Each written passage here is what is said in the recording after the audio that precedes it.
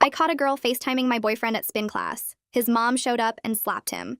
I was halfway through spin class when I saw the blonde in front of me FaceTiming my boyfriend of 4 years. "Can't wait to see you tonight, beautiful," Blake said on her screen. "Can't believe it's been 3 months already," she responded. I almost threw up. The instructor stopped the music when she saw me crying. "That's my boyfriend." I pointed at the screen. The entire studio went silent. 25 women staring. The blonde Isabella hung up and turned around. "Girl, I swear I didn't know." Every woman climbed off their bikes. Someone handed me water. Someone else had tissues. They found his Instagram in seconds. His latest post was us at the beach, captioned, "Love of my life." "Call his sister. Speaker." "Now," someone said. I called Ellie with shaking hands. "Hey, babe. How's spin?" Blake's FaceTiming another girl. They've been dating 3 months. Silence. Then, "I'm getting mom. Don't move." Isabella and I held hands, both victims. The whole class surrounded us with support. 15 minutes later, Ellie burst in with her mom and aunt. Mrs. Leake's face went through every emotion seeing Isabella and me together. "Call your brother." NOW. Blake walked in 20 minutes later in ratty sweats. Saw the wall of angry women. His mom, his sister. Me crying. Isabella looking betrayed. "Mom, I can explain." Slap. Mrs. Leake's hand connected so hard everyone gasped. 4 years! I've been planning your wedding." The entire class erupted. Phones recording. She grabbed his ear like he was 5 and dragged him out. "You're moving back to your anime poster room." "Mom, I'm 25. 25 and stupid." Ellie followed, filming everything. His aunt stayed, hugged us both. Weak genes from his father's side. Isabella and I exchanged numbers, finished class together. I went home feeling free. At 2 a.m., my phone exploded. Blake's texts, voicemails, all unhinged. "You ruined my life!" "Mom took my car." Screaming, crying, threatening to destroy me. I screenshotted everything. Blake worked at a fancy finance firm, always bragging about his powerful boss. Found her on LinkedIn. Sent everything. Subject line, "Your new analyst, Blake Leak." Monday morning, Isabella texted, "Check Instagram." Ellie had posted the video. Her mom dragging Blake out by his ear had 3 million views. Comments were brutal. Someone found he'd lied about his college GPA. Another girl said she'd matched with him on Bumble last month. His boss responded, "Mr. Leak's employment has been terminated effective immediately." Blake's mom texted, "Dinner Sunday. Your family, bring Isabella." Isabella and I became best friends. Spin class every Saturday. The instructor plays Before He Cheats when we walk in. Blake's new Tinder surfaced in our group chat. Bio, 25, entrepreneur, looking for something real. Living in mom's basement isn't entrepreneurship, Blake. His mom comments on all my posts. "Gorgeous. Should have been my daughter-in-law." Blake blocked her. She made new accounts to keep commenting. But yesterday, everything changed. Isabella called me crying. "I need to tell you something." "What's wrong?" "About Blake." I lied. My blood went cold. "What?" "We weren't dating 3 months. It was 6 months." "What?" "He told me about you from the beginning. Said you were crazy, stalking him, that he was trying to leave but you threatened suicide." I couldn't breathe. "I believed him until I saw you in class. You weren't crazy. You were in love. Why are you telling me now?" "Because there's more. I wasn't the only one." "What do you mean?" "He has a whole system. Multiple girls, all thinking they're exclusive. All told the others are crazy exes." "How many?" "At least 4 current ones. Maybe more." "We need to tell them that's not all. Remember his boss who fired him?" "Yeah?" "He's been messaging her, threatening her, says she ruined his life over nothing. He sent her photos." "What photos?" "Of her. Taken outside her apartment, her gym, her parking garage." My hands shook. "He's stalking her?" "She went to the police, but they said without direct threats. They can't do anything." "This is insane." "There's one more thing. He texted me last night, said he knows where you live, where you work, your schedule." I looked out my window. A familiar car parked across the street. "Isabella, I think he's outside my apartment right now." "Call the police. I'm coming over." The car door opened. Blake stepped out, something in his hand. "He's coming to my door." The line went dead. My doorbell rang, then pounding. "I know you're in there. You and Isabella ruined everything." More pounding, the door handle rattling. "Open up or I'm coming in anyway. We need to talk about what happens next." The handle turned. I'd forgotten to lock the deadbolt. I grabbed my phone off the coffee table, my fingers shaking so bad I almost dropped it. Blake's fist hit the door again. Harder this time, and I could hear the wood making this weird creaking sound. I swiped to unlock my screen and pulled up 911, but my hands wouldn't stop shaking. The door handle kept turning, rattling against the lock that wasn't locked all the way. A door opened down the hall, and I heard Raphael's voice cut through the noise. He lived in 4B, always said hi when we passed each other in the hallway. His voice was loud and clear when he yelled that he was calling the cops right now. Blake stopped pounding for just a second, and I used that moment to run. My legs felt like jelly, but I made it to my bedroom and started pushing my dresser toward the door. The thing was heavy and it scraped against the floor, making this awful sound, but I kept pushing until it blocked the doorway. The 911 lady answered and asked what my emergency was, and I could barely get the words out. My ex-boyfriend was trying to break into my apartment. He was in the hallway right now, trying to force my door open. She asked if I was safe, and I told her I was in my bedroom with the dresser against the door, but he was still out there. She told me police were on the way and to stay on the line with her. My heart was beating so hard I thought I might pass out. I could hear Blake yelling through the door about how I ruined his life, how this was all my fault, how Isabella and I were going to pay for what we did. The 911 lady kept asking me questions, and I answered them, but my voice sounded weird and far away. Was he armed? I didn't know. Had he threatened me before? Yes. The texts from last night. Was anyone else in the apartment? No, just me. She kept talking to me in this calm voice while I sat on my bedroom floor with my back against the dresser, listening to Blake lose his mind in my hallway. The sirens came fast, way faster than I expected. 4 minutes according to the 911 lady who stayed on the phone with me the whole time. I heard new voices in the hallway, deep and official sounding, telling Blake to step away from the door. Blake's voice changed completely. He went from screaming and threatening to this smooth, charming tone like flipping a switch. He told the officers this was just a big misunderstanding with his girlfriend. We'd had a fight and he just wanted to talk to me.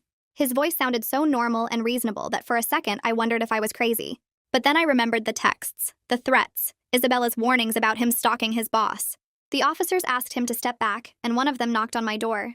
He said he was Officer Martinez and asked if I was okay in there. I told him through the door that I was scared, that Blake had been threatening me, that I had screenshots of everything. Raphael's voice joined in, telling them he'd seen Blake's car parked outside for 3 nights in a row, always late at night, just sitting there watching the building. The officer asked if I could come out and give a statement, but I couldn't move. I told him I was too scared, that I needed to know Blake was in handcuffs first. I heard them talking to Blake, asking him why he was trying to force entry into someone's apartment. Blake kept insisting we just needed to talk, that I was being dramatic, that this was all blown out of proportion. But his voice had this edge to it now, this barely controlled anger that the officers must have heard too. One of them asked him to put his hands behind his back, and Blake's voice got louder, asking why they were treating him like a criminal when he hadn't done anything wrong. I heard a scuffle, and Raphael saying something about a baseball bat and the officers telling everyone to stay calm. Finally, Officer Martinez knocked again and told me Blake was in custody and it was safe to come out. I pushed the dresser away from the door with legs that barely worked and opened it to see Blake in handcuffs between 2 officers. His eyes locked on mine and his face twisted into something ugly. The charming mask was completely gone now, and I saw the real rage underneath. A detective showed up about 30 minutes later while the officers were still taking statements. She was Asian, maybe mid-30s, wearing a dark blazer and looking tired like she'd been up for way too long. She introduced herself as Detective Elena Tanaka, and when she heard Blake's name, her whole expression changed. She pulled out her phone and scrolled through something, then looked at Blake and then at me. She told the officers to hold on a second and asked me if I knew someone named Cassie Rollins. My stomach dropped. That was Blake's old boss, the one Isabella told me he was stalking. I nodded and Detective Tanaka's jaw got tight. She asked if we could talk privately and led me back into my apartment while the officers kept Blake in the hallway. We sat at my kitchen table and she pulled out a notebook. She asked me to tell her everything, starting from the beginning. I showed her the text from last night where Blake threatened to destroy me. I showed her the screenshots of his unhinged voicemails. I told her about Isabella calling me earlier, about finding out Blake had been dating multiple women, about how he'd been sending threatening messages to Cassie and taking photos of her outside her apartment. Detective Tanaka's expression got darker with every detail I shared. She took photos of my phone screen with the threatening texts. She asked about the timeline, about when Blake and I broke up, about the viral video that exposed him. I walked her through everything from spin class to now. When I showed her the 2 a.m. texts where Blake said he was going to make me pay, her mouth pressed into a thin line. She excused herself and went back into the hallway. I could hear her talking to the other officers in a low, serious voice. She came back a few minutes later and told me they were going to hold Blake for psychiatric evaluation. It would buy us some time, maybe 72 hours. But she was frustrated because even with everything I'd shown her, the system had limits. She explained that stalking cases were hard to prosecute until something actually happened, and tonight Blake had finally crossed that line by trying to force entry. But she needed to build a stronger case fast because once the 72 hours were up, Blake could be released. Isabella burst through my apartment door while Detective Tanaka was still there. Her face was pale and her eyes were red from crying. She had 2 overnight bags with her, one for each of us, and she just dropped them and hugged me so hard I could barely breathe. She kept saying she was sorry, that she should have warned me sooner, that she never thought Blake would actually try to break in. Detective Tanaka introduced herself and asked Isabella to sit down. Isabella told her everything she knew about Blake's system. She had names and phone numbers for 2 other women she'd found who were dating Blake at the same time as us. She showed Detective Tanaka screenshots of conversations where Blake had told each woman the same lies about the others being crazy exes. She explained how Blake had been dating her for 6 months while telling her I was a stalker who threatened suicide. Detective Tanaka took notes on everything, her pen moving fast across the page. When Isabella finished, the detective sat back and rubbed her face. She looked exhausted and angry. She told us the truth, that even with tonight's incident, Blake would probably be released within 72 hours unless they could build a much stronger case really quickly. She needed more evidence, more victims willing to come forward, more documentation of his stalking behavior. The frustration in her voice was clear. She knew Blake was dangerous, but the legal system moved slowly and required proof of everything. She gave us both her card and told us to call her immediately if we remembered anything else or if anyone else contacted us about Blake. She also told us to stay somewhere else tonight, somewhere Blake didn't know about. Isabella said we could stay at her place, and Detective Tanaka nodded. She walked us out past where Blake had been standing, but he was gone now, already taken to the station. Raphael was still in the hallway talking to one of the officers. Raphael saw us and came over. He looked worried and asked if we were okay. I thanked him for calling 911 and for standing guard with his baseball bat. But no, he waved it off like it was nothing, but I could see he'd been scared too. Detective Tanaka asked him if he could give a statement, and Raphael nodded. He pulled out his phone and started showing her photos. He'd taken pictures of Blake's car parked across the street for 3 nights in a row. The photos were time-stamped, always between 10 p.m. and 2 a.m., just sitting there with Blake inside. Raphael explained that the second night he'd noticed the same car in the same spot. He took a photo of the license plate because something felt wrong about a guy just sitting there watching the building for hours. He showed Detective Tanaka at least a dozen photos spanning 3 different nights. Her eyes lit up when she saw them. This was exactly the kind of evidence she needed to prove Blake had been stalking me before tonight's attempted break-in. She asked Raphael if he'd be willing to testify if it came to that, and he said absolutely. He described seeing Blake in the car, watching the building, sometimes looking at his phone, sometimes just staring at the windows. Raphael said he'd almost called the cops on the second night, but wasn't sure if sitting in a parked car was actually illegal. Now he wished he had. Detective Tanaka assured him his documentation was crucial evidence and asked him to email her all the photos with the timestamps intact. She explained that stalking cases required proving a pattern of behavior over time, and Raphael's photos showed Blake had been surveilling my apartment for days before the attempted entry. This turned it from a one-time incident into something much more serious. Raphael promised to send everything over tonight and gave Detective Tanaka his contact information. She thanked him and told him he might have just saved someone's life with those photos. Detective Tanaka got a call while we were standing in the hallway and stepped away to answer it. When she came back, her expression was different, more focused. She told us she'd just gotten approval for a warrant to search Blake's phone. She was heading back to the station now to process it. She told Isabella and me to go straight to Isabella's apartment and not to come back here until she gave us the all clear. She'd call us tomorrow with an update. Isabella grabbed our bags and we headed down to her car. The drive to her place was quiet, except for my hands shaking in my lap. Isabella reached over and squeezed my hand without saying anything. When we got to her apartment, it was almost midnight. We sat on her couch with all the lights on because neither of us wanted to be in the dark. Isabella made tea that neither of us drank, and we just sat there trying to process everything that had happened in the last few hours. My phone buzzed and I jumped so hard I almost dropped it. It was Detective Tanaka. She'd gotten into Blake's phone and found exactly what she was looking for. Photos of Cassie outside her apartment building, outside her gym, in the parking garage at her work. But it wasn't just Cassie. There were photos of me too. Pictures of me leaving my apartment, getting into my car, walking into the grocery store. Dates and times noted in the file names. And there were photos of Isabella and 2 other women I didn't recognize. Blake had organized everything into folders on his phone. Each woman had her own folder with photos tracking her movements, screenshots of her social media, notes about her schedule and regular locations. Detective Tanaka said the scope of his stalking operation shocked even her, and she'd been doing this job for 12 years. She was contacting the district attorney right now about filing formal charges. Blake's carefully kept records would be the evidence that buried him. She told us to try to get some sleep, and she'd call with more information in the morning. Isabella and I stayed up all night anyway. We couldn't sleep even though we were both exhausted. We went through everything we knew about Blake, trying to make sense of how we'd missed the signs. Isabella showed me screenshots of conversations with a woman named Adriana Hansen, who had contacted her after seeing the viral video. Adriana said she'd dated Blake for 8 months and had no idea about me or Isabella or anyone else. She thought they were exclusive the whole time. Isabella had been messaging back and forth with her, comparing notes about Blake's lies. We pulled up a calendar on Isabella's laptop and started building a timeline. Based on what we knew from me, Isabella, and Adriana, plus the 2 other women Detective Tanaka mentioned, Blake had been managing at least 5 relationships at the same time. 5 women, who all thought they were his only girlfriend. The timeline showed overlapping date nights, identical text messages sent to multiple women, the same excuses about working late or visiting his sick grandmother. He'd told each of us slightly different stories about his life to keep us separated. He told me his mom was overbearing and he needed space from family dinners. He told Isabella his family was distant and cold. He told Adriana his parents were dead. All lies designed to explain why we never met each other or saw him with other people. We worked on the timeline until the sun came up, filling in gaps and finding patterns. Blake had a system. He scheduled different women on different nights. He used separate social media accounts to keep us apart. He told elaborate lies about his schedule to explain his absences. The organization of it all was creepy and calculated. This wasn't a guy who made mistakes or got confused. This was someone who deliberately built a system to deceive multiple women simultaneously. My phone rang at 8 a.m. and I nearly jumped out of my skin. It was Mrs. Leek. Her voice was thick with crying, and she could barely get words out at first. Detective Tanaka had called her an hour ago about Blake's arrest and the evidence they'd found on his phone. Mrs. Leek was devastated. She kept saying she didn't raise him to be like this, that she didn't understand where it all went wrong. She told me she'd gone through Blake's childhood bedroom after the detective called, looking for answers. What she found made her sick.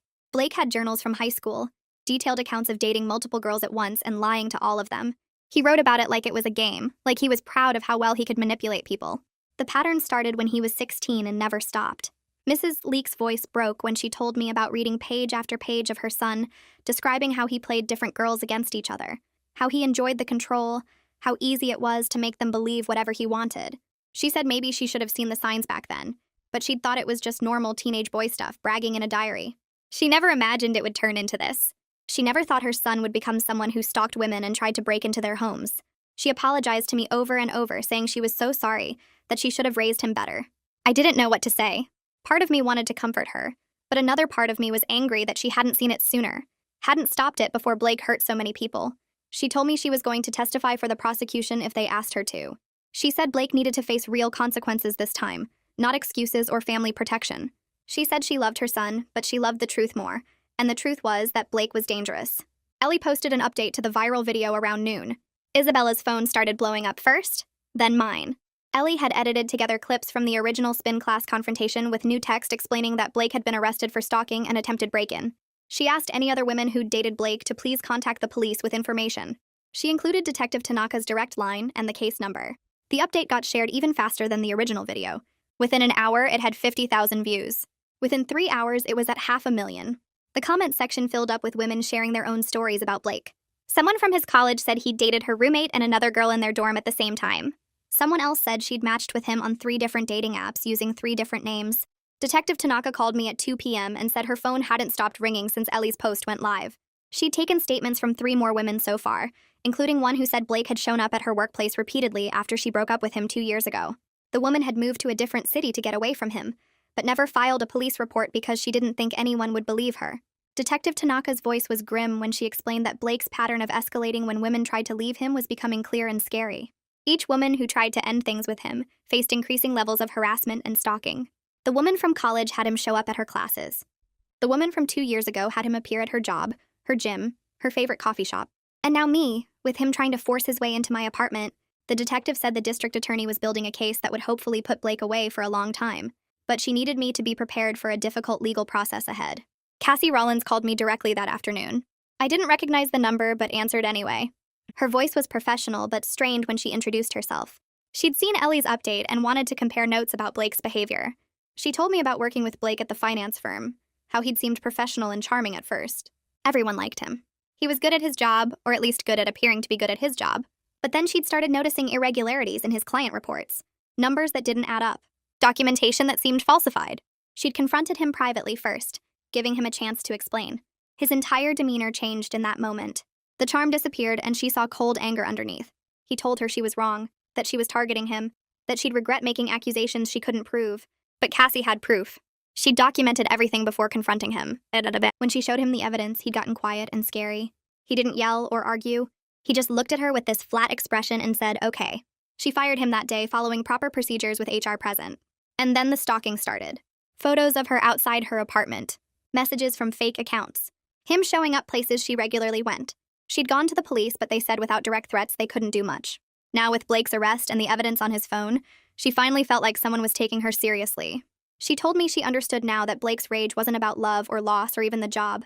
It was about control. When she held him accountable for his actions, she took away his control, and that's what he couldn't handle.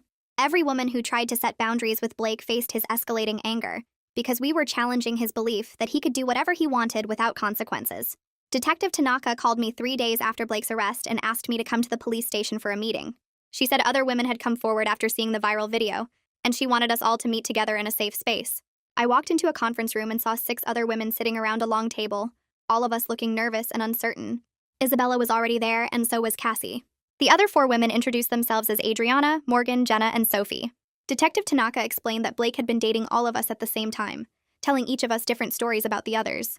Adriana said Blake told her I was his cousin, who had mental health problems and needed his support. Morgan said he claimed Isabella was his therapist, who he had to see regularly for work stress. Jenna said Blake told her Cassie was a bitter former co-worker who got fired and blamed him. Each story was carefully designed to explain away our existence while making Blake look like the hero, dealing with difficult people in his life. We sat there staring at each other, realizing the massive scale of his manipulation. He didn't just lie about having girlfriends. He created entire fake narratives about who we were and why we existed in his life.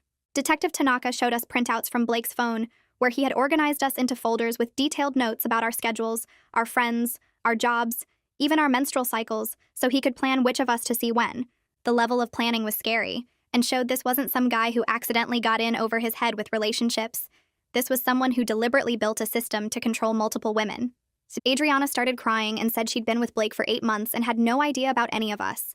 Sophie said she'd only been dating him for 6 weeks, but already felt like something was off because he was never available on weekends. Morgan revealed she'd gotten pregnant 2 months ago, and Blake had pressured her to get an abortion, saying he wasn't ready to be a father, and now she understood he couldn't be a father because he was too busy managing his other relationships. The room went quiet after that revelation. Detective Tanaka let us talk and share our experiences for over an hour, and patterns emerged that were chilling. Blake always positioned himself as the victim of circumstances beyond his control. He always had an excuse for why he couldn't see us on certain days, or why he needed to keep our relationship quiet from certain people. He always made us feel special and chosen, while simultaneously making us feel like we needed to prove ourselves worthy of him. Cassie spoke up and said this same pattern showed up at work, where Blake made himself look like the hardest working analyst while actually falsifying reports and taking credit for other people's work. When she caught him, he immediately flipped the script and tried to make her look like the problem. We all recognized that manipulation tactic from our own experiences with him. The district attorney came in after our meeting and explained she was filing multiple charges against Blake, including stalking, harassment, attempted breaking and entering, and violation of privacy laws for his surveillance activities. She said the evidence from his phone showing the organized tracking of all of us made the case much stronger than typical stalking cases, where it's just one person's word against another. Blake's parents had hired an expensive defense attorney, who was already trying to argue that Blake had mental health issues and shouldn't be held fully responsible for his actions. The DA said this was a common defense strategy in cases like this, trying to get sympathy by painting the defendant as sick rather than criminal. My phone rang while we were still at the station, and I saw it was Mrs. Elite calling. I stepped out into the hallway to answer, and she was crying, but also angry. She told me Blake's father wanted to help pay for his defense attorney, but she had refused and they'd gotten into a huge fight about it. She said Blake needed to face real consequences for what he'd done, not get bailed out again by his parents making excuses for his behavior. She asked me how the meeting at the police station went, and I told her about meeting all the other women and realizing how many of us there were. Mrs. Leek went quiet for a moment, and then said she felt sick knowing her son had hurt so many people and she hadn't seen the signs.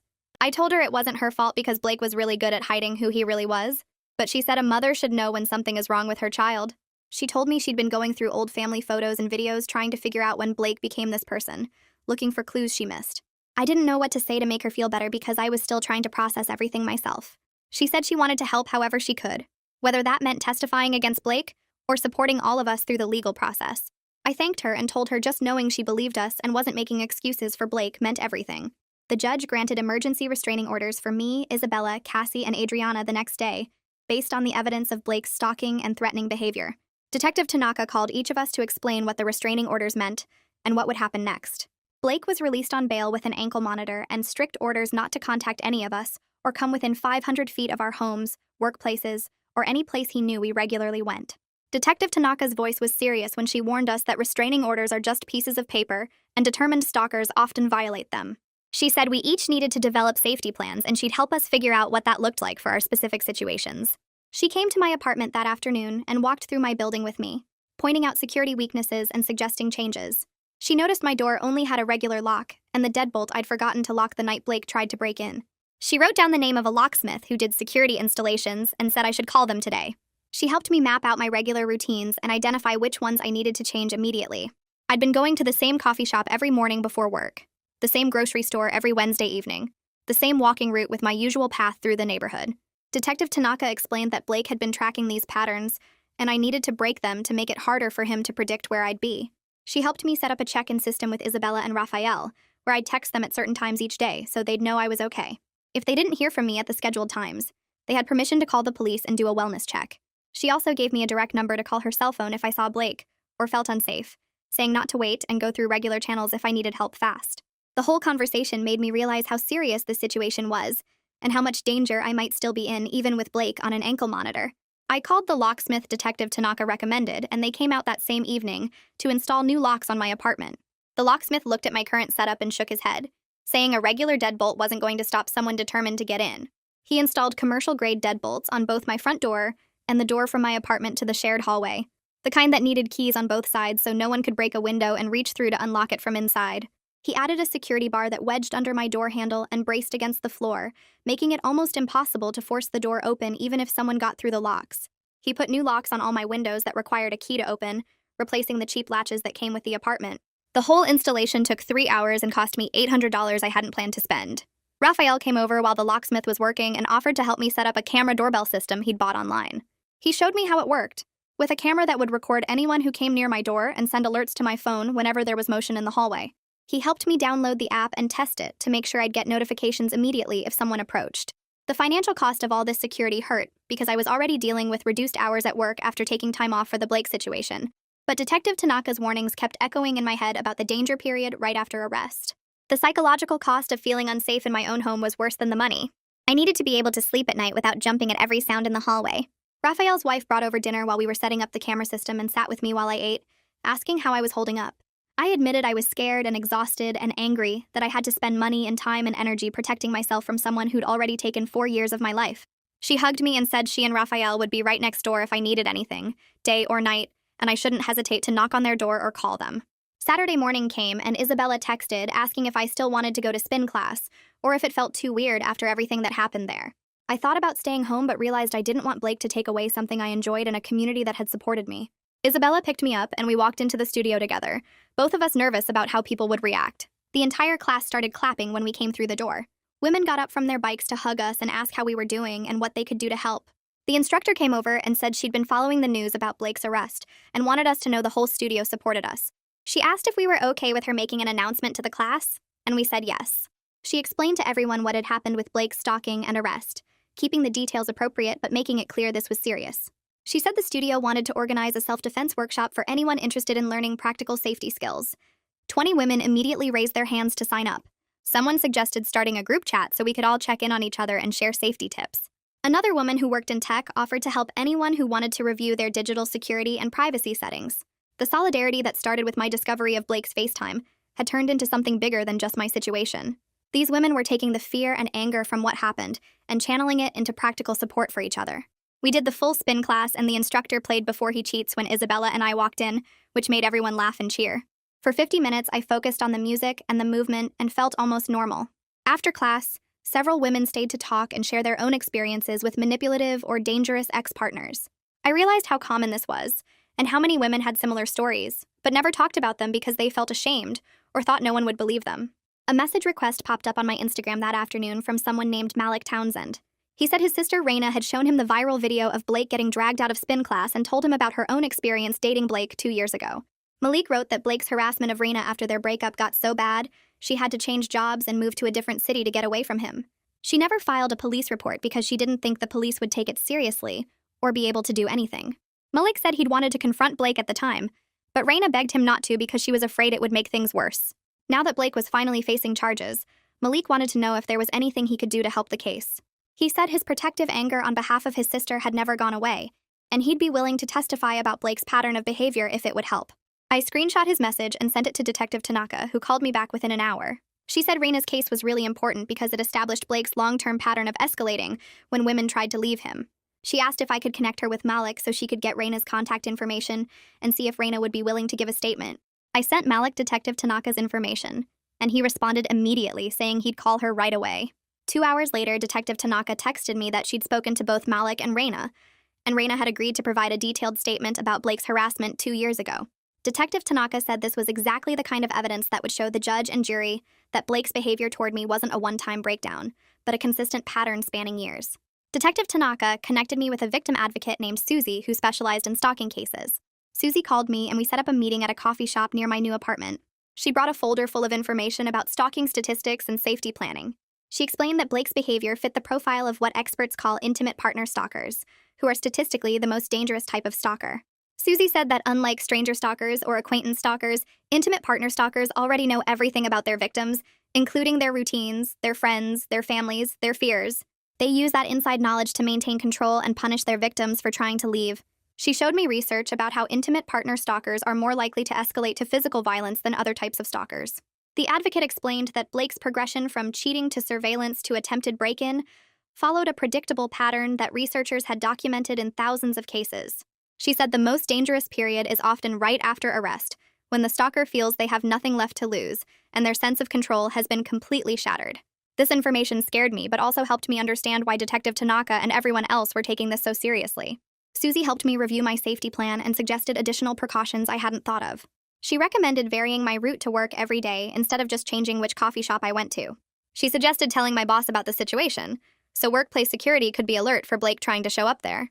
She gave me information about a support group for stalking survivors that met twice a month and encouraged me to attend at least once to connect with people who understood what I was going through. Susie also warned me that the legal process would be long and frustrating, with court dates that got rescheduled and defense attorneys who would try to make me feel like I was overreacting or lying. She said having a support system and taking care of my mental health would be just as important as the physical security measures. Before she left, Susie gave me her direct phone number and said I could call anytime if I needed to talk or had questions about the legal process. Blake's ankle monitor sent an alert to police 3 days after his release. Detective Tanaka called me immediately to tell me Blake had approached within 500 feet of my apartment building, violating his restraining order. Police were on their way to arrest him again. She said I should stay inside with my doors locked until she confirmed Blake was in custody. I watched through my window and saw police cars pull up about 20 minutes later. They must have picked Blake up somewhere nearby because they didn't come to my building.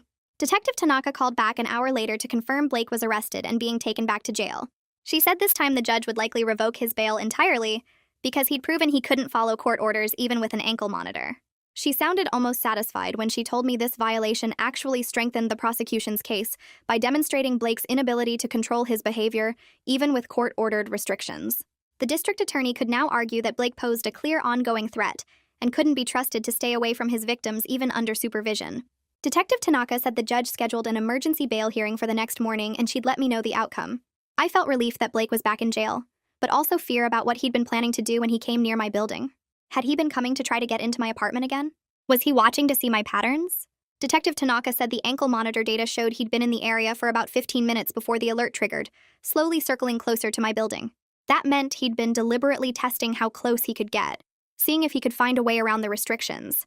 The judge revoked Blake's bail at the hearing the next day and ordered him held in jail until trial.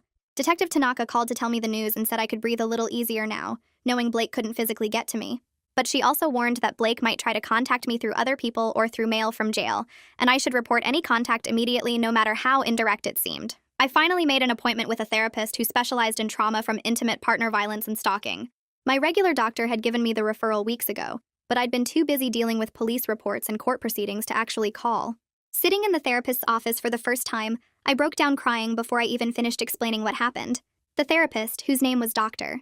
Diaz, handed me tissues and waited patiently while I pulled myself together. She said everything I was feeling was a normal response to genuine danger and betrayal. She explained that my trouble sleeping, my constant checking of the door locks, my jumping at unexpected sounds, were all symptoms of hypervigilance that develops when someone's safety has been threatened. Dr. Diaz said these weren't signs of weakness or overreaction. They were my brain's way of trying to protect me from future harm. She helped me understand that what Blake did wasn't just a bad breakup or cheating drama. It was a form of violence that targeted my sense of safety and autonomy. Naming it as violence rather than minimizing it as relationship problems gave me permission to take my fears seriously, instead of feeling like I should just get over it. Dr. Diaz asked about my support system and seemed relieved when I told her about Isabella, Raphael, the spin class community, and even Blake's mom and sister staying in contact. She said having people who believed me and validated my experience was crucial for recovery from this kind of trauma. We talked about coping strategies for managing anxiety and panic attacks when they hit. She taught me grounding techniques to use when I felt overwhelmed, like focusing on 5 things I could see, 4 things I could touch, 3 things I could hear. She explained that healing from trauma isn't linear, and I'd have good days and bad days, progress and setbacks. The goal wasn't to never feel afraid again, but to develop tools for managing the fear so it didn't control my life. Dr. Diaz scheduled me for weekly appointments and said we'd work on processing the betrayal alongside the fear, because both were important parts of what I needed to heal from. Cassie texted me a few days later asking if I wanted to meet for coffee. We'd exchanged numbers at the police station meeting but hadn't talked much since then. I agreed, and we met at a cafe halfway between our apartments. Cassie looked tired but determined when she sat down across from me. She said she'd been thinking a lot about Blake and trying to understand how she missed the signs of who he really was. At work, Blake had been so charming and professional that everyone liked him. He was good at his job, or at least good at appearing to be good at his job. Other employees would defend him when Cassie first raised concerns about his falsified reports. She said it reminded her of how Blake's girlfriends didn't believe each other about his cheating because he'd been so convincing in his lies about each of us. Cassie described the moment when she confronted Blake privately about the irregularities in his client reports, giving him a chance to explain before taking it higher. His entire demeanor changed in that moment. The charm disappeared, and she saw cold anger underneath. He told her she was wrong, that she was targeting him, that she'd regret making accusations she couldn't prove. But Cassie had documented everything before confronting him. When she showed him the evidence, he got quiet in a way that was scarier than yelling. He just looked at her with this flat expression and said, "Okay." She fired him that day with HR present, following all proper procedures. And then the stalking started. Photos of her outside her apartment. Messages from fake accounts. Him showing up at her gym, her grocery store, places she went regularly. She'd gone to the police, but they said without direct threats they couldn't do much. Now with Blake's arrest and the evidence on his phone, she finally felt like someone was taking her seriously. Cassie said she understood now that Blake's rage wasn't really about the job, or even about me and the other girlfriends. It was about control. When we held him accountable for his actions, we took away his control, and that's what he couldn't handle. Every woman who tried to set boundaries with Blake faced his escalating anger because we were challenging his belief that he could do whatever he wanted without consequences. I understood that we needed to talk about what Blake had done, but the coffee shop conversation felt heavy in a different way than I expected. She wasn't just sharing information anymore. She was trying to help me understand something bigger about who Blake was and why he acted the way he did. Her words about control stayed with me after we left, replaying in my head during the drive home. I kept thinking about all the times Blake had subtly steered decisions in our relationship, making me feel like I was choosing things when really he was always directing the outcome. The therapy appointment Dr. Diaz had scheduled couldn't come fast enough. 2 weeks after Blake's arrest, Mrs. Leek sent a text to all of us. She wanted to host dinner at her house. She said she needed to apologize in person and hear our stories properly, not through police reports or secondhand information. The text felt genuine but also terrifying. Walking into Blake's childhood home, sitting at his family's dinner table, facing his mother while talking about what he did to us. Isabella texted me immediately after we both got the message asking if I was going. I didn't know. Part of me wanted to avoid anything connected to Blake and his family, even though Mrs. Leek had been nothing but supportive. But another part of me felt like maybe this dinner could help. Like hearing his mom acknowledge what he did might provide some closure I didn't even know I needed. Isabella decided to go. Then Cassie confirmed she was attending. Adriana, the third woman who'd come forward after the viral video, said yes too. By the time Saturday arrived, 7 of us were driving to Mrs. Leek's house in different cars, all nervous about what this dinner would be like. I arrived first, parking in front of a neat suburban house with flower boxes in the windows. Mrs. Leek opened the door before I could knock, pulling me into a hug that lasted longer than I expected. Her eyes were already red when she let me go. The others arrived within minutes, and soon we were all standing in her living room, looking at family photos on the walls that included Blake at various ages.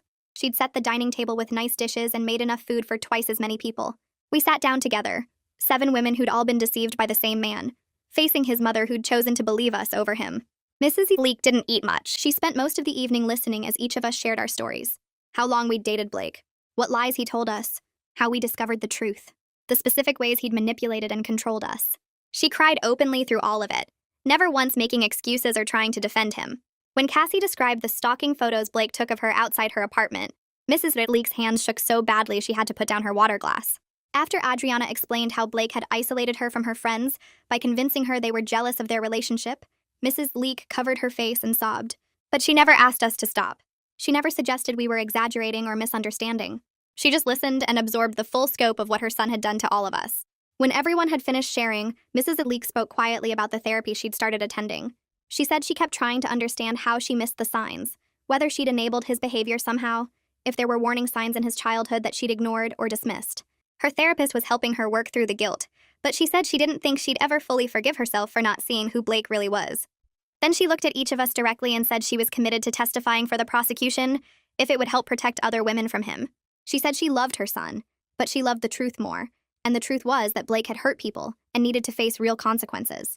Her voice broke when she said it, but she didn't take the words back. The dinner ended with all of us crying together. This strange group of women connected by one man's cruelty and his mother's unexpected integrity. The district attorney's office called me 3 days later with news about a plea deal. They'd offered Blake a package that included jail time, mandatory psychological treatment, and extended probation with GPS monitoring after release. The prosecutor explained that plea deals were common in cases like this, that they saved the victims from having to testify and guaranteed some punishment, even if it wasn't as severe as what a trial conviction might bring. She said they'd offered Blake 2 years in jail, followed by 8 years of supervised probation, plus required therapy and restraining orders for all of us. It seemed reasonable to me. Not enough, but something. Detective Tanaka called me later that same day with different news. Blake had refused the plea deal. His lawyer had apparently spent an hour trying to convince him to take it, explaining that the evidence against him was overwhelming and a trial would likely result in a harsher sentence. But Blake insisted he was the victim of a conspiracy by vindictive women who were embarrassed about being exposed in the viral video. He told his lawyer that he wouldn't plead guilty to crimes he didn't commit, that we were all lying, that he'd done nothing wrong except love the wrong people.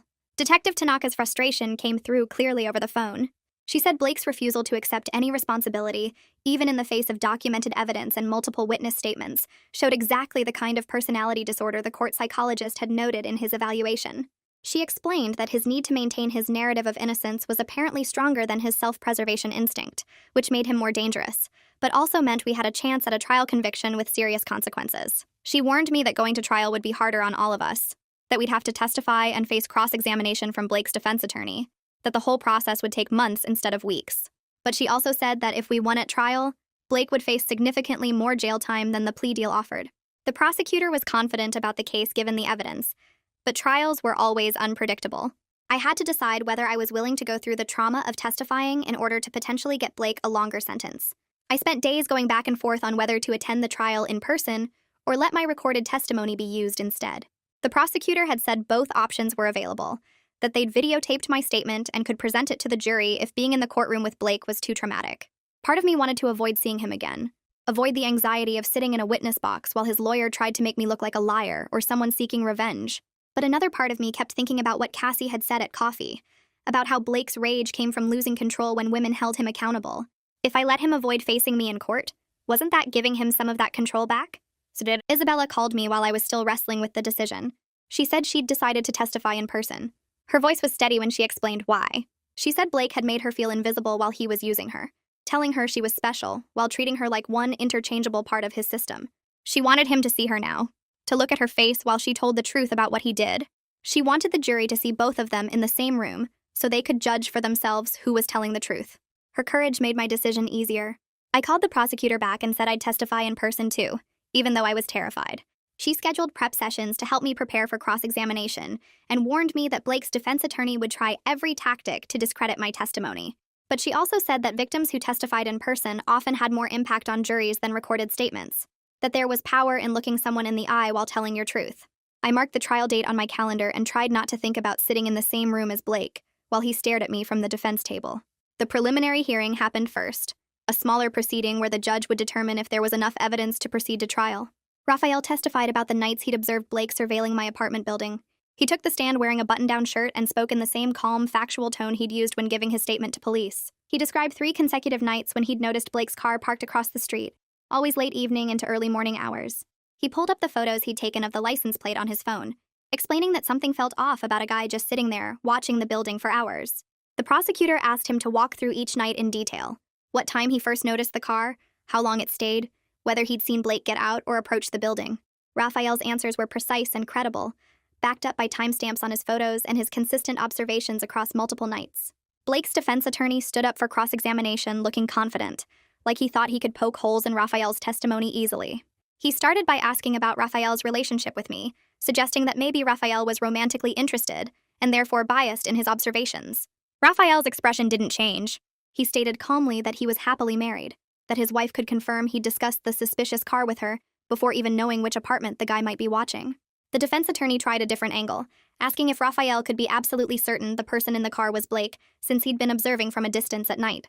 Raphael nodded and explained that he'd seen Blake clearly under the streetlight when he got out of his car on the 3rd night, that he'd even considered approaching him to ask what he was doing before deciding to call the building security instead. The attorney asked a few more questions but couldn't shake Raphael's calm, detailed responses. His credibility as a neutral witness, someone with no stake in the outcome except concern about suspicious activity in his building, strengthened the stalking charges significantly. The prosecutor looked satisfied when Raphael stepped down. Adriana's testimony came during the same preliminary hearing, revealing details that added another dimension to the prosecution's case. She took the stand looking nervous but determined, explaining how she'd dated Blake for 8 months before discovering his other relationships through the viral video. The prosecutor asked her about what happened after she confronted Blake and broke things off. Adriana described blocking him on all social media platforms and her phone, thinking that would end any contact between them. But within days, she started getting friend requests and messages from accounts she didn't recognize. The profiles looked real enough, photos and posts that seemed like actual people, but the messages were always asking about her, wanting to know how she was doing, if she was seeing anyone new. Something about the tone felt familiar. She ignored most of them until one account sent her a message that referenced a private joke only Blake would know. That's when she realized he was creating fake profiles to monitor her after she'd blocked him. The prosecutor introduced evidence from the technical team who'd traced these fake accounts back to Blake's devices. They'd found multiple profiles created from his laptop and phone, all designed to look like random people but actually controlled by Blake to keep tabs on Adriana and several other women. The digital forensics expert explained the level of planning involved, how Blake had set up separate email addresses for each fake profile, used different photos downloaded from obscure websites, even created fake friend networks to make the profiles look legitimate. This wasn't impulsive behavior or a momentary lapse in judgment. This was systematic digital stalking that showed Blake's obsessive need to maintain surveillance over women who tried to leave him. The prosecutor emphasized this point during her questioning, asking Adriana how it felt to discover Blake was still watching her, even after she'd taken every normal step to cut off contact. Adriana's voice shook when she answered that it made her feel like she could never truly escape him, like he'd always find a way to invade her privacy no matter what boundaries she tried to set. The prosecutor told me after the hearing that this kind of detailed evidence of planning and persistence made it much harder for Blake to claim his behavior was impulsive or misunderstood. Requested Reads is on Spotify now. Check out link in the description or comments. The fake social media profiles proved premeditation and ongoing stalking behavior that went beyond just showing up places or sending messages. It demonstrated the calculated nature of Blake's surveillance system and his refusal to respect any boundaries the women in his life tried to establish. The court-appointed psychologist delivered her evaluation 3 weeks later.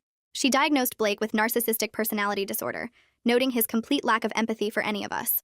The report described him as someone who viewed other people as objects to be controlled, rather than individuals with their own lives. But the evaluation also concluded Blake was fully competent to stand trial and understood the wrongfulness of his actions. His defense team had been hoping for a mental illness diagnosis they could use as mitigation, but the psychologist made it clear Blake knew exactly what he was doing when he stalked us, when he threatened us, when he tried to break into my apartment. He wasn't sick. He was dangerous. The prosecutor told me this distinction mattered because it meant Blake couldn't claim he didn't understand his behavior was wrong or that he couldn't control himself.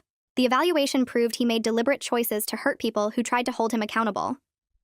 I went to the grocery store on a Tuesday afternoon, needing basic supplies and trying to maintain some normal routine. I was standing in the cereal aisle comparing prices when I saw him. Same height as Blake, same dark hair, same build. My vision tunneled. My heart started racing so fast I thought it would explode. I couldn't breathe. My hands went numb. The boxes of cereal blurred together. I dropped my basket and grabbed the shelf to keep from falling. A store employee appeared next to me, asking if I was okay, but I couldn't answer. She guided me to a quiet office in the back and stayed with me while I shook and gasped for air. She didn't ask questions, just brought me water and tissues. I called Isabella with trembling fingers. She arrived 20 minutes later and drove me home. I felt so embarrassed about my reaction until my therapist reminded me that trauma responses aren't logical or controllable.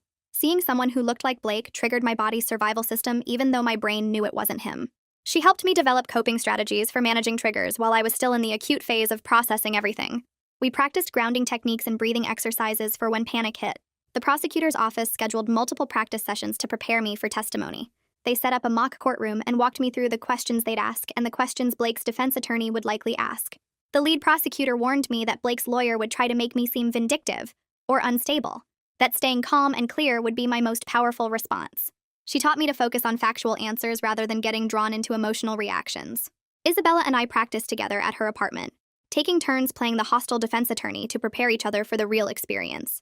She asked me terrible questions about whether I was jealous, whether I was lying for attention, whether I provoked Blake. I asked her similar questions until we could both answer without our voices shaking. The practice felt brutal, but necessary. We needed to be ready for someone trying to make us look bad in front of a jury. Mrs. Leek took the stand on the trial's second day. The prosecutor asked her about finding Blake's high school journals in his childhood bedroom after his arrest. She described reading entries where teenage Blake documented manipulating multiple girls at his high school, keeping track of which lies he told to which girl so he wouldn't get caught. The journals showed this pattern started young, that Blake had been practicing these tactics for over a decade. When the prosecutor asked about confronting Blake after his arrest, Mrs. Atleek's voice broke. She testified that he showed no remorse, only anger that he'd been caught and exposed. Her testimony as his own mother choosing to support his victims over him was devastating to his defense. I watched Blake's face contort with rage as she spoke. His jaw clenched. His hands gripped the table. The judge had to warn him about his courtroom behavior when he muttered audible insults toward his mother. Several jury members looked at him with disgust. His own mother was testifying against him, and he couldn't even control his reaction. I took the stand the next morning. My hands shook as I placed them on the Bible and swore to tell the truth. The prosecutor walked me through our 4-year relationship, asking specific questions about when we met, how often we saw each other, when we talked about getting married. I described the discovery at spin class, seeing Isabella on Blake's phone, the shock of learning he'd been dating her for 6 months while telling her I was a crazy stalker. The prosecutor asked about Blake's escalating threats after the viral video, and I calmly presented the screenshots of his 2 a.m. messages threatening to destroy me. I showed the surveillance evidence Raphael provided of Blake's car outside my apartment for 3 consecutive nights. I described the terror of hearing him pound on my door and try to force his way inside. Blake's defense attorney stood up for cross-examination. He asked if I was exaggerating because I was a scorned woman. I looked directly at him and said no. I was telling the truth about being stalked by someone who couldn't accept consequences. He asked if I provoked Blake by posting about him on social media. I clarified that I never posted anything, that his sister posted the video, and that his threatening behavior started before any social media exposure. The attorney tried several more tactics to shake my testimony, but I stayed calm and factual. The prosecutor had prepared me well. Isabella testified after lunch. She walked the jury through Blake's 6-month deception, how he told her from the beginning that I was his crazy ex who stalked him. She explained believing him because he seemed so genuine, so concerned about this supposedly unstable woman who wouldn't leave him alone. The defense attorney made the mistake of suggesting she was lying for attention. Isabella pulled out her phone and showed months of text messages between her and Blake, photos of them together at restaurants and parks, receipts from dates they went on. She calmly presented her relationship timeline with specific dates and details that proved every word she said. The defense attorney tried to interrupt her, but she kept going, her voice steady and clear. She explained how discovering the truth at spin class made her realize Blake had manipulated her into believing his lies about me. Her calm, detailed responses made the attorney look foolish for questioning her credibility. I watched the jury's body language shift noticeably in our favor during her testimony. Several jurors leaned forward, paying close attention. One woman nodded along as Isabella spoke. Cassie took the stand the following day. She testified about Blake's workplace misconduct, the falsified client reports she caught him creating, the progressive discipline process her company followed before terminating his employment. The defense tried to paint her as a vindictive boss who fired Blake unfairly, but Cassie presented documented evidence of every step. She showed the written warnings, the meetings with HR, the final incident that led to his termination. Then she described what happened after. The threatening messages Blake sent saying she ruined his life over nothing. The photos he took of her outside her apartment building at night. The surveillance shots of her leaving her gym, walking to her car in the parking garage. Her professional demeanor and thorough documentation made it clear she followed proper procedures and that Blake's subsequent stalking was retaliation for legitimate accountability. The defense attorney had no effective response to her organized evidence. Cassie had kept records of everything, anticipating she might need to prove her case someday. The prosecution presented expert testimony from a stalking behavior specialist who'd reviewed all the evidence in Blake's case. The expert explained that Blake's pattern of surveillance, threats, and boundary violations represented a high-risk profile for escalating violence. She walked the jury through research on intimate partner stalkers, showing statistics about how these cases often progress from monitoring to physical assault. The expert pointed to Blake's attempted break-in at my apartment as a critical escalation point that likely would have resulted in physical violence if Raphael hadn't intervened and police hadn't arrived quickly. This testimony helped the jury understand that Blake's behavior wasn't just crazy ex-boyfriend drama, but genuinely dangerous criminal conduct. The expert described how stalkers like Blake view their victims as property they have the right to control, and how that mindset makes them extremely dangerous when victims try to establish independence. Several jury members took notes during this testimony. The expert's credentials and calm presentation of research made her testimony powerful and credible. Blake took the stand in his own defense the next day, against his attorney's obvious advice. His lawyer had tried to talk him out of it during a recess, but Blake insisted he could charm the jury the way he charmed his girlfriends. He presented himself as the real victim, claiming we were all conspiring against him because we were jealous of each other and embarrassed about being exposed in the viral video. He said he never stalked anyone, that he just wanted to talk to me and explain things. He claimed the threatening texts were taken out of context, that he was just upset and venting. His testimony was so self-centered and lacking in accountability that I watched several jury members' expressions harden as he spoke. He kept talking about how unfair everything was to him, how his life was ruined, how none of us understood his side. He never once acknowledged the harm he caused to any of us. One juror actually shook her head in disbelief while he was speaking. During cross-examination, the prosecutor methodically walked Blake through each lie he told. She asked him to explain why he told Isabella I was his crazy stalker when we were actually in a committed relationship. Blake stumbled through an answer about trying to protect Isabella from my supposed instability. The prosecutor showed the jury photos Blake posted of us together during the same period he was dating Isabella, asking how that matched his claim. Blake said he was confused about the timeline. She asked him to explain the surveillance photos of Cassie outside her apartment. Blake claimed he just happened to be in the neighborhood. She showed him timestamps proving he was there at midnight, 2 in the morning, 3 different nights. Blake's frustration grew as he realized he couldn't manipulate his way out of documented evidence. The prosecutor asked him about the threatening texts he sent me. Blake raised his voice, saying I deserved to know what she did to his life. His mask slipped as he snapped at the prosecutor with barely contained rage. The jury saw the same anger we all experienced when we tried to hold him accountable. His attorney tried to object, but the damage was done. Blake had shown the jury exactly who he was. The courtroom felt smaller on the day of closing arguments, like the walls had moved closer during the weeks of testimony. I sat between Isabella and Cassie in the gallery, our hands linked together, forming a chain of solidarity. The prosecutor stood first, her black suit sharp and professional as she faced the jury. She walked them through everything methodically, the surveillance photos Blake took of 5 different women, the threatening texts sent at 2 in the morning, the fake social media accounts he created to monitor us after we blocked him, the attempted break-in at my apartment caught on Raphael's doorbell camera. She showed them the timeline proving Blake maintained relationships with at least 5 women simultaneously, each of us believing we were exclusive with him for months or years.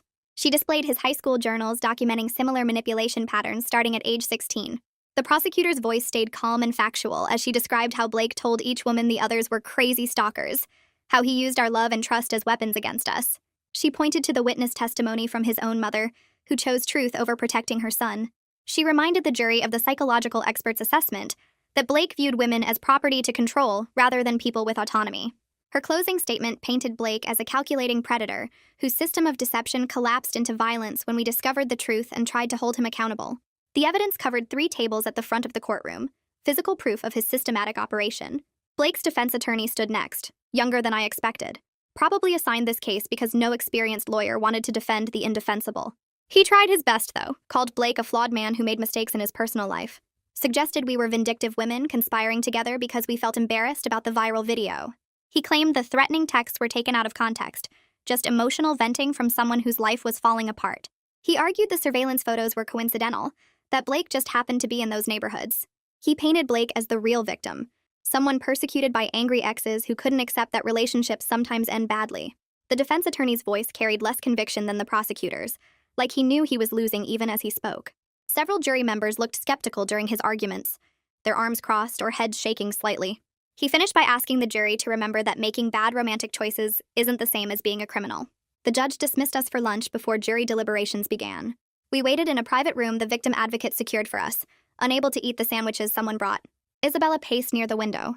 Cassie checked her phone every 30 seconds. Adriana sat perfectly still, her hands folded in her lap. Raina talked to her brother Malik in hushed tones near the door. Mrs. Gleek arrived an hour into our wait, her eyes red from crying during closing arguments. She hugged each of us individually, apologizing again for raising a son who caused so much harm. Ellie came with her, bringing coffee and trying to lighten the mood with stories about Blake's childhood mishaps. The humor felt forced but appreciated. Detective Tanaka stopped by twice with updates that weren't really updates, just checking on our mental state while we waited. 6 hours felt like 6 days. My leg bounced constantly. Isabella wore a path in the carpet with her pacing. Every time footsteps approached the door, we all tensed, hoping for news. The bailiff finally knocked at 4:47 p.m. The jury had reached a verdict. We filed back into the courtroom, my heart hammering so hard I could feel it in my throat. Blake sat at the defense table in a suit his mother probably bought him, his expression blank, but his hands gripping the table edge.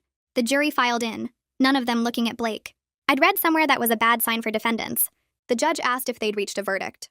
The 4 women stood, an older black woman who'd taken careful notes throughout the trial. She said they had. The clerk read the charges one by one. Stalking in the 1st degree, guilty. Harassment, guilty. Attempted burglary, guilty. Criminal violation of privacy, guilty. Multiple counts of violating restraining orders, guilty on all counts. Blake's face went completely pale, all the blood draining away until he looked gray. His eyes darted around the courtroom like he was searching for someone to save him, to tell him this wasn't really happening. His lawyer put a hand on his shoulder, but Blake shrugged it off. Mrs. Leek was crying in the row behind me, her hand covering her mouth. The judge thanked the jury and scheduled sentencing for 2 weeks from today. Blake had to be physically guided from the courtroom by the bailiff, his legs apparently not working properly anymore. We sat frozen in our seats until he was gone. Outside the courtroom, we stood in a cluster near the elevators, not quite believing it was over. The prosecutor found us there and shook each of our hands, telling us our testimony made the difference. Mrs. Leek approached her separately, thanking her for the verdict even though it meant her son was going to prison. She told the prosecutor she was grateful, that maybe now Blake would be forced to get the help he desperately needed. Detective Tanaka joined us. Her usual serious expression softened slightly. She said this was one of the strongest outcomes she'd seen in a stalking case, that the guilty verdicts on all counts would mean real consequences. We exchanged numbers and email addresses. This group of women who'd been brought together by Blake's manipulation, but stayed connected through mutual support. Isabella hugged me so tight I couldn't breathe. Cassie wiped tears from her face with the back of her hand. Adriana and Reina held each other. Even the victim advocate looked emotional. The relief felt physical, like something heavy had been lifted off my chest. We knew 4 years in prison wasn't enough time for the harm Blake caused, but it was something. It was accountability. It was proof that we'd been heard and believed. 2 weeks later, I stood in front of the judge at Blake's sentencing hearing, my prepared statement shaking in my hands. The courtroom felt different now. The verdict already decided. This just the final step. I talked about how Blake's betrayal shattered my ability to trust, how his stalking made me afraid in my own home, how I still checked door locks 3 times before bed and jumped at unexpected noises. I described the financial cost of moving apartments and installing security systems, the emotional cost of therapy and sleepless nights, the professional impact of missing work for court dates, and being too anxious to focus. My voice stayed mostly steady even though my hands trembled. Isabella went next, describing how Blake's manipulation made her doubt her own judgment and instincts, how learning she was one of many women he deceived made her feel like an object rather than a person. Cassie talked about the professional consequences of Blake's stalking, how she had to involve building security and HR at work, how she still felt unsafe in parking garages. Adriana described 8 months of believing Blake's lies about his other girlfriends being crazy, the shame of realizing she'd been manipulated so completely. Rena flew in again to describe Blake's harassment campaign 2 years ago that forced her to change jobs and cities. 5 women, 5 different stories, all describing the same man's pattern of deception and control. The weight of our combined testimony filled the courtroom.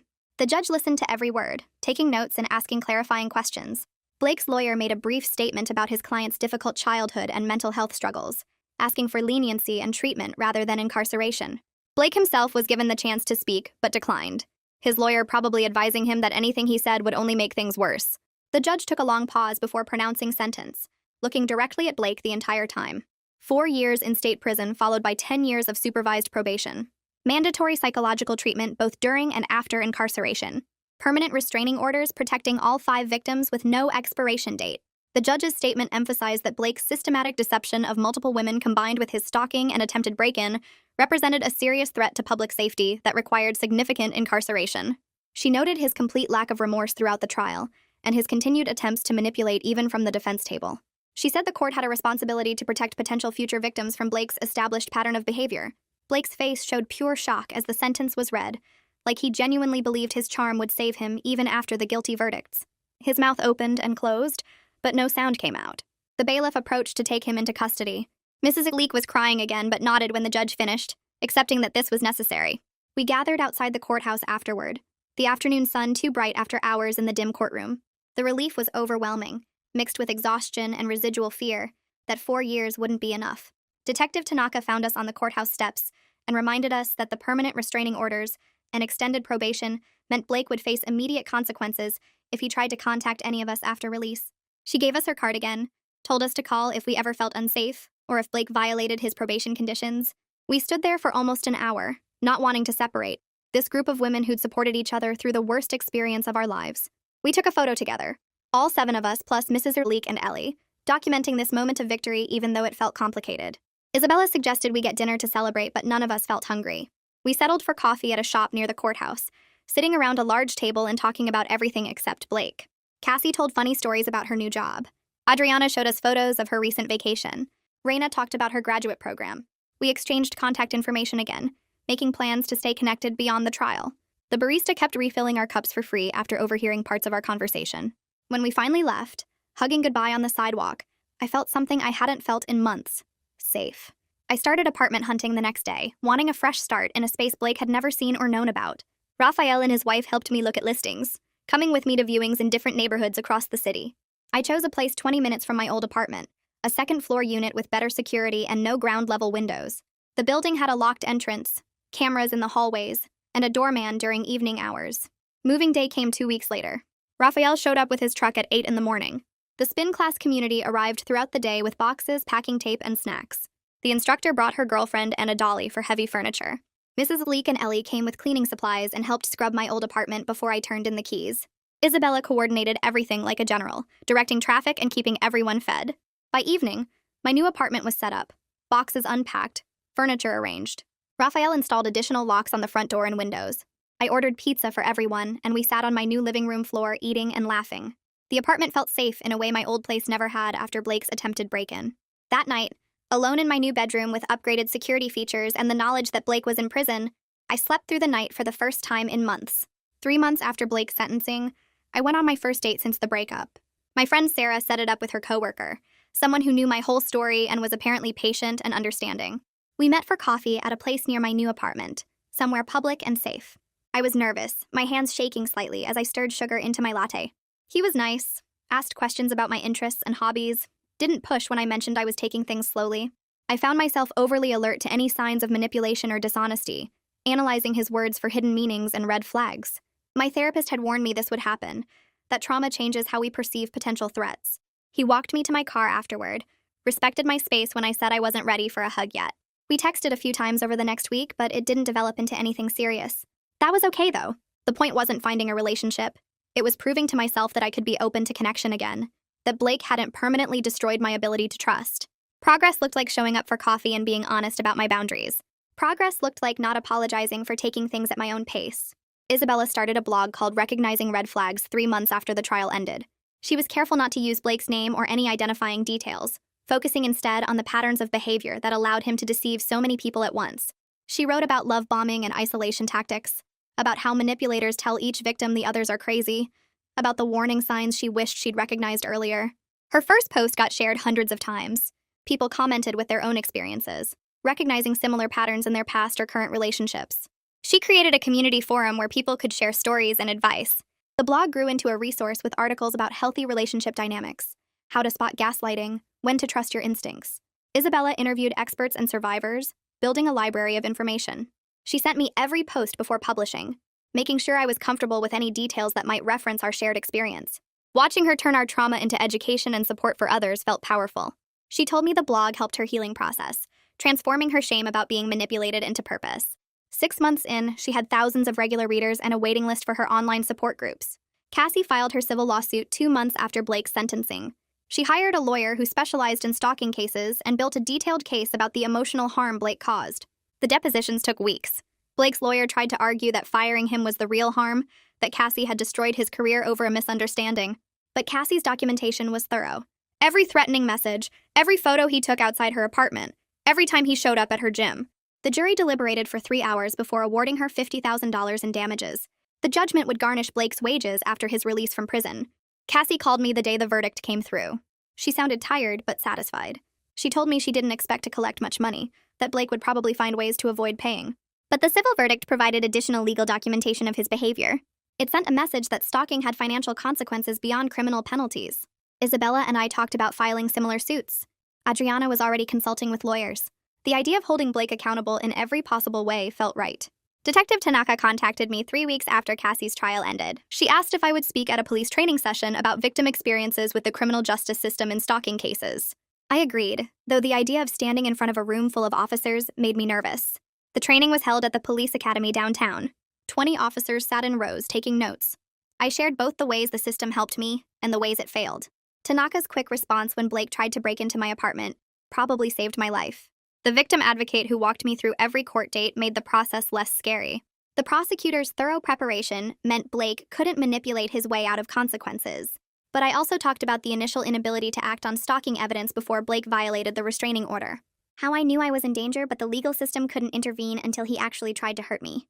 Several officers asked questions about what would have helped earlier. I suggested better protocols for documenting patterns of behavior, more training on recognizing escalation signs, faster response times for restraining order violations. Tanaka told me afterward that my feedback would help inform new department policies. That felt meaningful, like maybe other women wouldn't have to wait until their stalker showed up at their door. I started reaching out to old friends about a month after the police training.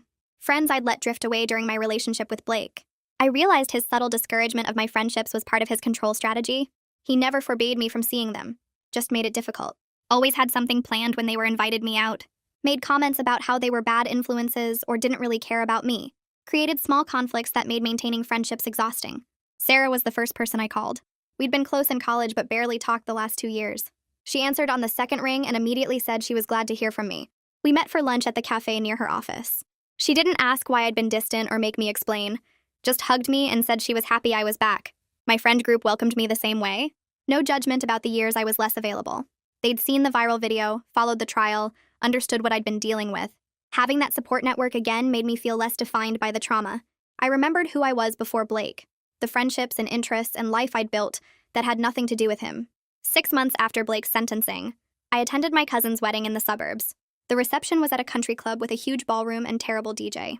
I was standing by the bar waiting for a drink when someone tapped my shoulder. I turned around and recognized James, one of Blake's college friends. He looked uncomfortable, shifting his weight from foot to foot. He told me he wanted to apologize for not believing the rumors about Blake's behavior sooner. I hadn't known there were rumors. James explained that Blake always seemed like such a good guy in their friend group. Charming, helpful, the person everyone liked. When the viral video first surfaced, James thought it was exaggerated or taken out of context. But then more women came forward. Then, the trial. Then seeing all the evidence laid out in news coverage. James described the cognitive dissonance of learning the truth as really difficult to process. How he kept trying to reconcile the Blake he knew with the Blake who stalked multiple women. His apology helped me understand that Blake's manipulation extended beyond his romantic relationships. He'd built a whole persona with his friends, his coworkers, his family. Everyone saw the version of Blake he wanted them to see. The mask only slipped when someone tried to hold him accountable. Isabella and I took a weekend trip together 2 weeks after the wedding. Our first real vacation since everything happened. We drove up to a state park 3 hours north, rented a cabin, and spent 2 days hiking trails and sitting by the lake. The first night, we stayed up late talking about how much our lives had changed. We laughed about the absurdity of meeting during a spin class while her boyfriend FaceTimed my boyfriend. How that horrible moment led to a genuine friendship. Isabella told me she was grateful for the truth, even though learning it was devastating. I realized I felt the same way. Better to know Blake was a manipulative stalker than spend more years believing his lies. We hiked 8 miles the second day, pushing ourselves up steep trails until our legs burned. At the summit, we took photos and ate sandwiches and didn't talk about Blake at all. Just enjoyed being 2 friends on a trip together. The weekend reminded me that healing wasn't just about processing trauma. It was also about building new experiences and memories that had nothing to do with what Blake did.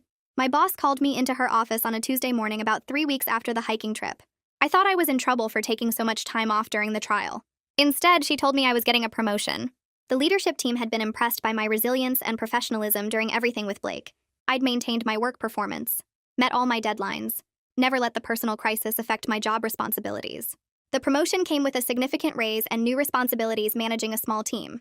The recognition felt validating. Blake had tried to destroy my life, but I'd kept showing up and doing good work anyway. The extra money helped me rebuild my financial stability, after the costs of moving to a new apartment and upgrading all my security systems. Professional success reminded me that Blake's actions didn't define my entire life or capabilities. I was still good at my job, still valued by my employer, still building a career that had nothing to do with him. Mrs. Leek and I started meeting for coffee every few months. The first time felt awkward. She was Blake's mother, and part of me wondered if she secretly resented me for his imprisonment. But she ordered us both lattes and immediately asked how I was really doing. We talked for 2 hours. She shared updates about Blake's required therapy in prison. The letters he sent her still lacked genuine accountability. He mostly focused on his own suffering, how unfair the system was, how everyone had turned against him. Never acknowledged the harm he caused to me, Isabella, Cassie, or any of the other women. Mrs. Leek's voice cracked when she talked about it. She said she kept hoping each letter would show some growth or understanding, but they never did. Her continued choice to prioritize truth over enabling her son inspired me. She could have made excuses for Blake, blamed his victims, insisted he was misunderstood. Instead, she held him accountable, even though it meant accepting that her son was capable of terrible things. I was grateful for her presence as a maternal figure who believed and supported me. She told me I would always be family to her, regardless of what Blake had done. The self-defense course started on a Saturday morning at a gym downtown. 8 women from spin class signed up together. The instructor was a former military police officer who now taught civilian self-defense. She emphasized that the goal wasn't to become a fighter, but to develop awareness, assertiveness, and options for dangerous situations. We learned how to recognize threats early, how to use our voices to set boundaries, how to break common holds and create space to escape. The physical training built my confidence. Learning that I had tools to protect myself if someone tried to grab me or corner me helped me feel less vulnerable. We practiced scenarios where someone approached us aggressively or tried to follow us to our cars.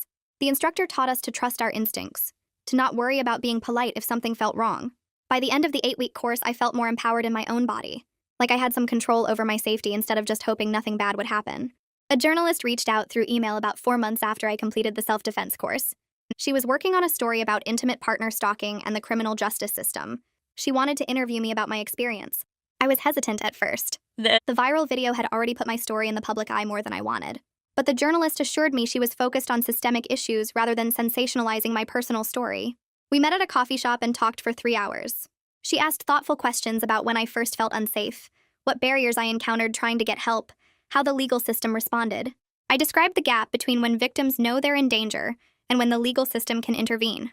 How I had evidence of Blake's stalking, but police couldn't act until he actually violated the restraining order. The journalist took detailed notes and said she wanted to use my case to advocate for better protective measures. The article came out 6 weeks later in a major newspaper. It highlighted the systemic problems I'd experienced and included interviews with legal experts about potential reforms. Seeing my story used to push for change felt meaningful. Maybe other women would have better options because I was willing to speak up. 1 year after Blake's sentencing, I attended a vigil for victims of intimate partner violence. The local women's shelter organized it every year in the park downtown. Hundreds of people gathered as the sun set, holding candles and listening to speakers. Survivors shared their stories. Family members remembered loved ones who didn't survive their abusers. I stood in the crowd holding my candle and realized how much I'd healed while acknowledging the ongoing impact of trauma. I still had bad days. Still got anxious when I saw someone who looked like Blake. Still checked my locks multiple times before bed. But I was functioning, working, building relationships, living a life that felt like mine again. When they were invited people to light candles for specific victims, I lit mine not just for myself, but for the women who didn't survive their stalkers. I thought about how my outcome could have been different without the support system and resources I had access to. Raphael's quick action calling police, Detective Tanaka's responsiveness, the spin class community rallying around me, Mrs. Alik choosing to believe me over her son. Not everyone had those advantages. The ceremony reminded me that healing and advocacy could exist together. I could work on my own recovery while also fighting for better systems to protect other women. I signed up for the volunteer training at the Victim Advocacy Center 3 months after the trial ended. The organization helped stalking victims understand restraining orders, court processes, and safety planning. My first session involved sitting in a circle with 7 other volunteers, all of us survivors at different stages of recovery. The facilitator asked us to share why we wanted to help others. When my turn came, I explained how Detective Tanaka's quick response and the victim advocate's guidance had probably saved my life. Using that experience to help women who were currently terrified felt like turning something horrible into something useful.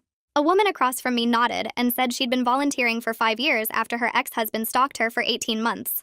Her calm strength made me believe I could reach that place too. The training covered legal terminology, crisis intervention techniques, and how to connect victims with resources without overwhelming them. I learned that many women face the same frustrating gap I experienced, where they know they're in danger but the legal system can't act until something worse happens.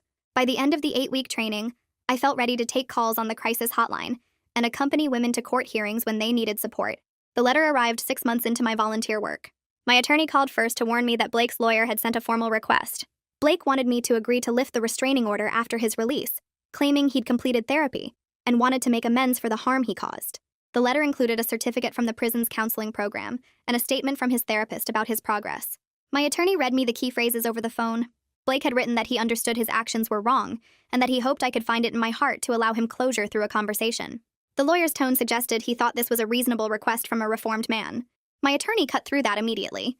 She explained I had zero obligation to respond, that making amends didn't require contact with victims, and that many abusers use therapy language to manipulate their way back into victims' lives.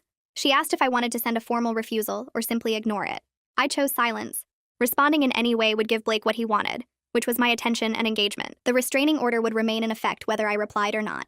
I filed the letter in my case documents and went back to my regular life, maintaining the boundary that protected both my safety and my peace of mind. Isabella called me 8 months after the trial with news that made me actually scream with joy. She was getting married. She'd met someone through a friend's birthday party, someone who knew her full story about Blake from the beginning and never made her feel damaged or suspicious because of it. They dated carefully, building trust through consistent honesty and respect for her pace. When she told me he'd proposed during a weekend hiking trip, I could hear the happiness in her voice that had been missing during all those months with Blake. She asked me to be in her wedding party, standing beside her while she married someone who actually deserved her. I said yes immediately, already tearing up. Her engagement reminded me that Blake's betrayal didn't have to define our capacity for future relationships. She'd found healthy love after manipulation and control. Watching her plan her wedding over the next several months, seeing her excitement about building a life with someone trustworthy, gave me hope that the same possibility existed for me. Her happiness became proof that recovery was real and that Blake hadn't permanently broken our ability to trust and love. The animal shelter volunteer showed me 3 dogs in the medium-sized section. I'd decided I wanted a companion and a security system combined. Something that would bark if someone approached my apartment, but also curl up beside me on the couch. The third dog, a mixed breed with tan fur and alert ears, came right to the kennel door and pressed her nose against my hand.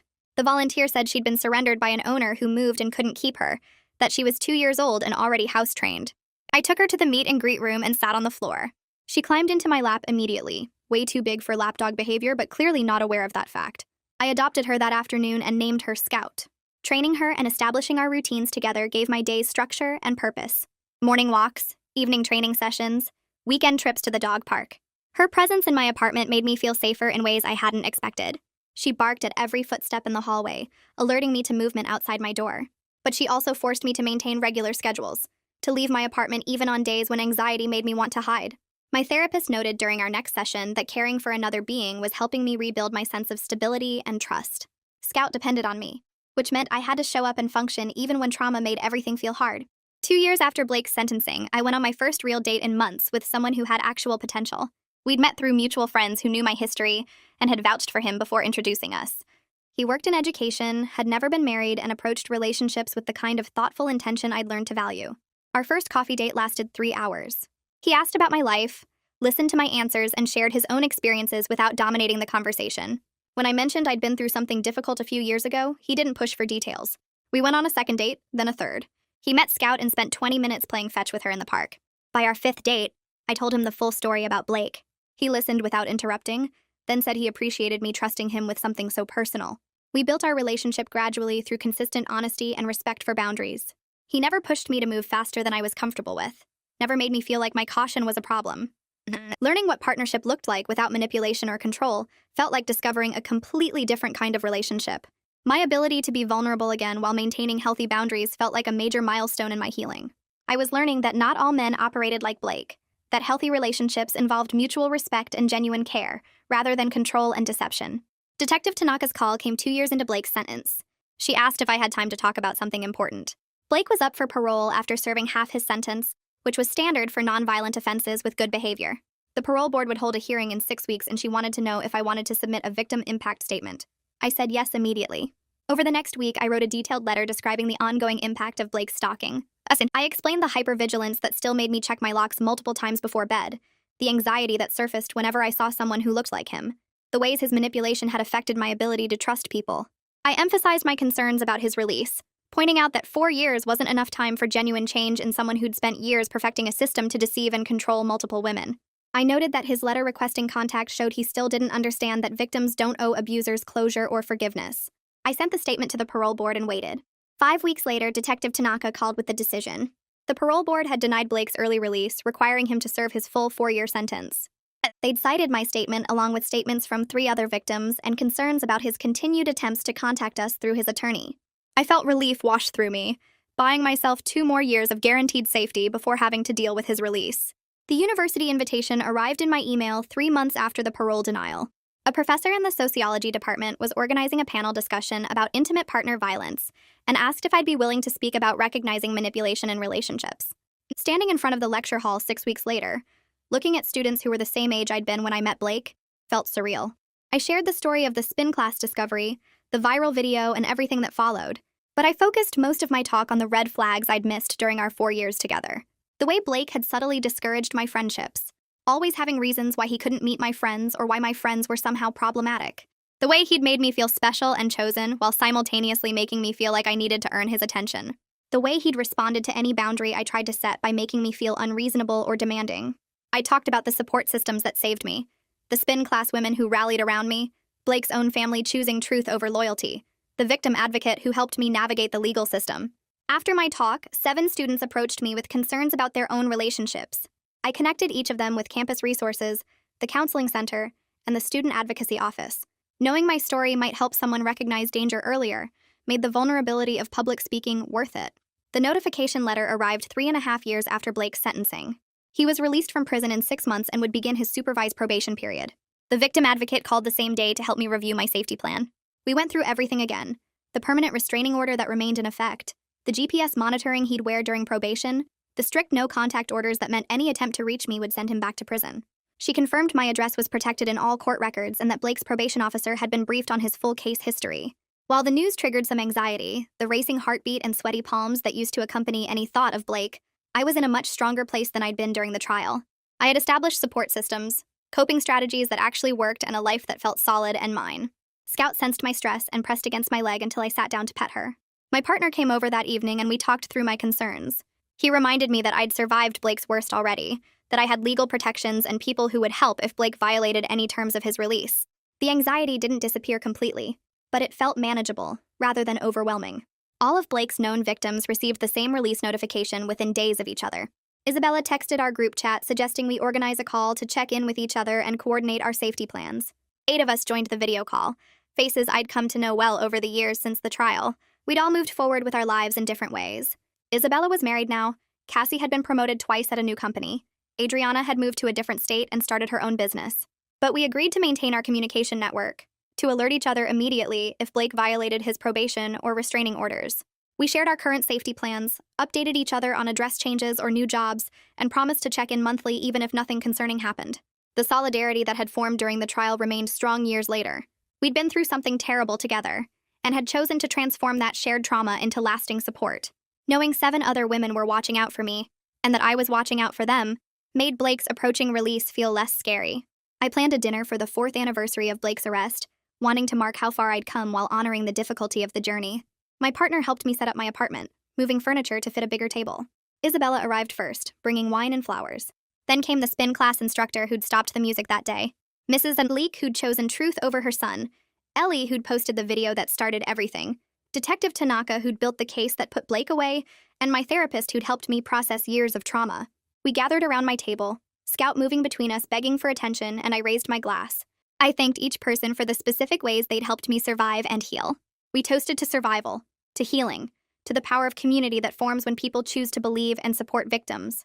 Mrs. Leek cried and said watching me build this life made her proud, that she wished her son had been worthy of me but was grateful I'd found happiness anyway. I looked around the table at these women who'd shown up for me in my worst moments and realized I was no longer defined by what Blake had done to me. I was defined by how I'd responded, by the choice to seek help instead of hiding, by the decision to turn trauma into advocacy, by the relationships I'd built and maintained.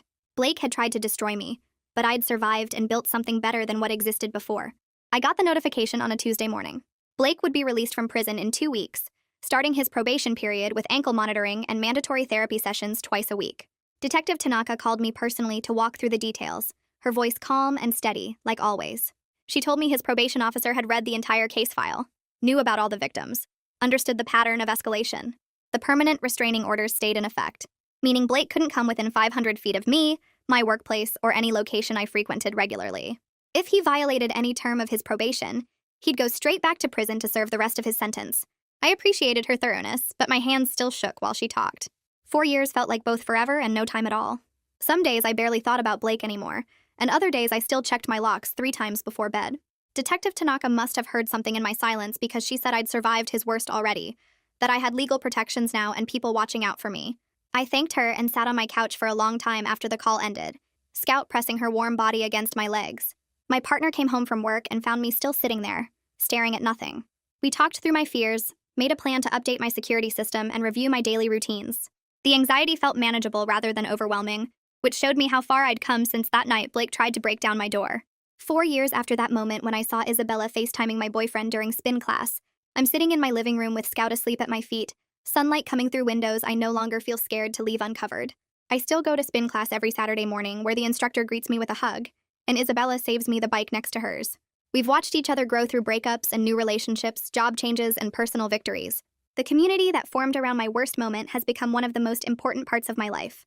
I have occasional nightmares where Blake is pounding on my door again, and sometimes I get anxious in parking garages or when I see a car that looks like his old one. But these moments don't control me anymore. I've learned to sit with the fear, acknowledge it, and then keep moving forward. My partner knows my triggers and respects them without making me feel broken. I have a job I love, friends who show up when I need them, and a sense of safety I had to fight hard to rebuild. Mrs. Leek still comments on my social media posts, still tells me I should have been her daughter-in-law, still chooses truth over enabling her son. Isabella and I text almost every day. Our friendship forged in trauma, but sustained by genuine love and respect. I'm not the same person I was before discovering Blake's betrayal. I'm stronger now, more careful about red flags, better at trusting my instincts. Blake's manipulation couldn't permanently destroy what I've built. The spin class community, Isabella's friendship, Mrs. Leek's fierce loyalty, Detective Tanaka's dedication, all these people proved that solidarity and accountability can win against manipulation and control. I survived, and I'm living proof that you can heal from betrayal and build something better than what existed before. That's how it went for me. But I know some of you would have handled it totally differently. Let me know in the comments. I'll be reading through them later.